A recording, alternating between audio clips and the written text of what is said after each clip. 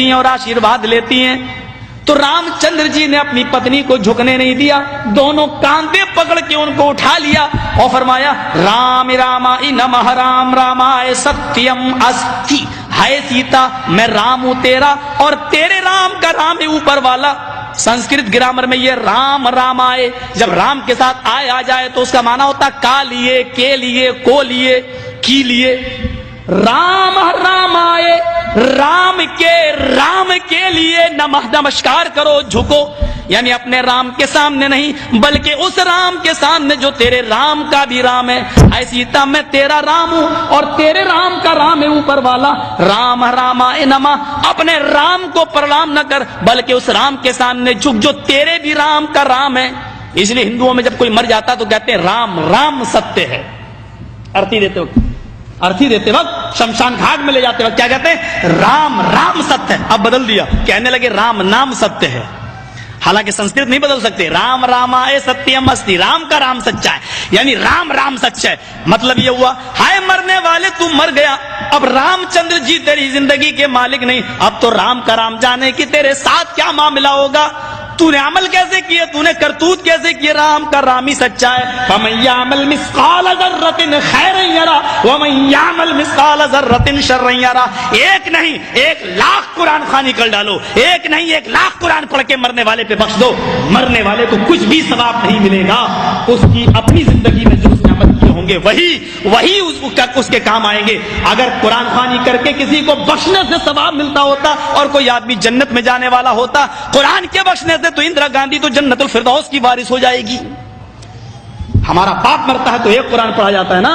इंदिरा गांधी मरी तो जमीर फरोश कठमुल्लाओं ने, अपने जमीर और अपने ईमान को बेचने वाले मुल्ला और मौलवियों ने उसकी समाधि पर 3 कुरान खानी की है,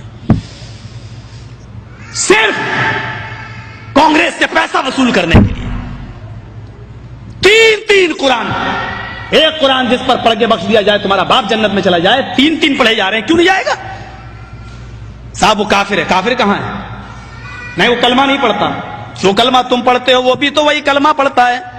तुम कहते हो ला इलाहा इल्लल्लाह मुहम्मदुर रसूलुल्लाह, उसके यहां पर भी तो यही कलमा लिखा हुआ है। अथर्ववेद के 20वें कांड में, और पंडित मरने से पहले अपने बेटे को वही अंकही के जुमले सिखलाता है। ला इलाहा हरणे पापन इल्लल्लाह परम पिदम, तू जो चाहे स्वर्ग तो जपे नाम मुहम्मदम। हाय मेरे बेटे, मरने से पहले ला इलाहा इल्लल्लाह पढ़ लेना, तेरे सारे पाप मिट जाएंगे। ला इलाहा हरणे पा इल्लल्लाह, ला इलाहा हरणे पापन इल्लल्लाह परम पिदम, ला इलाहा इल्लल्लाह पढ़ लेना, तेरे सारे पाप हरण हो जाएंगे, मिट जाएंगे। यही तो अल्लाह के नबी ने कहा था, इन्नल इस्लाम यहदिमु मा कान क़ब्ला, इस्लाम ले आओ। इस्लाम कब लाया जाता है? जब कलमा पढ़ा जाता है। मा कान क़ब्ला, जितने भी गुनाह तुमने किए हैं सारे के सारे गुनाह माफ हो जाएंगे। जो कलमा तुम पढ़ते हो वही तो वो भी पढ़ते हैं, फर्क इतना है। दलील क्या है? तुम खड़ी मूर्ति की पूजा कर रहे हो, वो पड़ी मूर्ति, एक पड़ी मूर्ति की एक खड़ी मूर्ति की। ये शंकर भगवान की मूर्ति है, ये बड़े पीर साहब का या निजामुद्दीन औलिया का मजार है, यह अहमद रजा खां का मजार है। ये खड़ी मूर्ति है, ये पड़ी है। जो काम इस पे हो रहा है वही काम तो इस पे भी हो रहा है, वरना मुझे बता दो। हिंदू चुनरी चढ़ाए मूर्ति पे तो काफिर, तुम चादर चढ़ाओ तो पक्के मुसलमान, वो हार डाले तो काफिर, तुम फूल बरसाओ तो पक्के मुसलमान।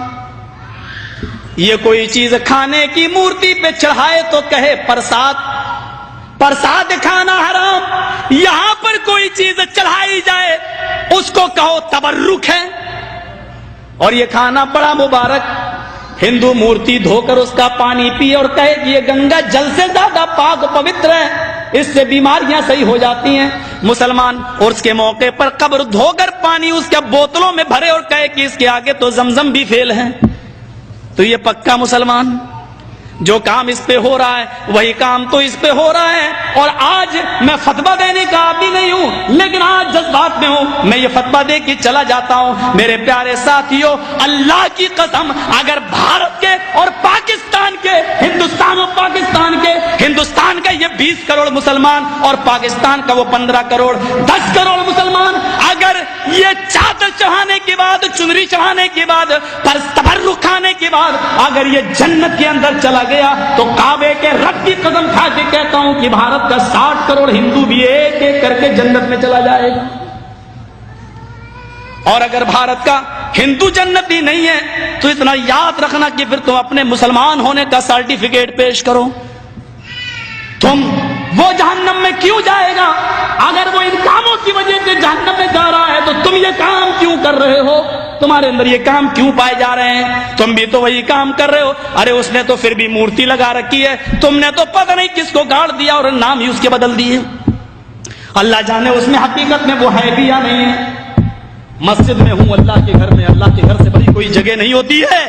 میں نے بنارس میں اپنی آنکھوں سے دیکھا، اپنی آنکھوں سے ننگا بیٹھا رہتا تھا. جینیوں میں جیسے ننگے بابا ہوتے ہیں نا، انڈیا والوں کو اچھی طرح معلوم ہوگا، وہ گھومتے ہیں آگے اور پیچھے پیچھے عورتیں چلتی ہیں، ان کے دودھ سے نہلایا جاتا ہے. جو گربوتی عورتیں ہوتی ہیں وہ دودھ جب بہتے ہوئے اس بابا کی شرمگاہ کے پاس سے آتا ہے تو اس کو بھر لیتی ہیں. گربوتی عورتوں کو پلایا جاتا ہے تاکہ بچہ نیک پیدا ہو. میں نے نوائے اسلام میں ایک موضوع لکھا تھا کہ اس سے بچہ نیک پیدا ہوگا. یہ بے شرم، یہ تو خود ہی پتا چلے گا. کیس چل گیا تھا میرے اوپر. غور کریں آپ، ننگا بیٹھا رہتا تھا، ایک ٹائم کی نماز نہیں پڑھتا تھا، اس کو وضو بنانا نہیں آتا تھا. مر گیا جب وہ، اس کا مزار بنا دیا گیا. 3 سال کے بعد اس کا نام رکھ دیا گیا ننگا بابا. نام بھی ہے ننگا بابا. ان کو نام بھی ایسے ہی ملیں گے، اللہ کی قسم ان کو صحیح نام بھی نہیں مل سکتے. ننگا بابا. ذرا بتاؤ کہ ننگا رہنا کون سی شریعت میں ہے؟ کون سا مذہب ننگا رہنے کی تعلیم دیتا ہے؟ کون سی تہذیب ننگا رہنے کی؟ اور یہ نام تک رکھا گیا ننگا بابا. بابا پر رکھا ہوا ننگا بابا باقاعدہ. جیسے بریلی کے اندر تھا ایک کتا بابا، اب تو بدل دیا لوگوں نے، کہتے کتب بابا، کتب کر دیا. لیکن رکشے والے سے کہو کتب شاہ کے مزار پہ جانا تو جانتا ہی نہیں جب تک یہ نہ کہو کتا بابا. ایک کا نام ہے پتنگ بابا. کسی شریف انسان کا کام ہے پتنگ اڑانے کا، نام رکھا گیا پتنگ بابا. بنگلور سائڈ میں چلے جاؤ، مجھے میرے دوستوں نے دکھلایا جنگلی بابا. کون نام ہے؟ نام تو پہلے اچھے رکھ لو یار، نام تو کم سے کم صحیح رکھو. یہ تو جو یہاں ہو رہا ہے وہ کام یہاں ہو رہا ہے. یہ میں نے ہندو دھرم سے ایک توحید بتائی. رام چندر جی نے کہا کہ اس کے سامنے جھکو جو تمہارے رام کا بھی رام ہے. ذرا اولڈ ٹیسٹامنٹ سے ایک توحید سنیے.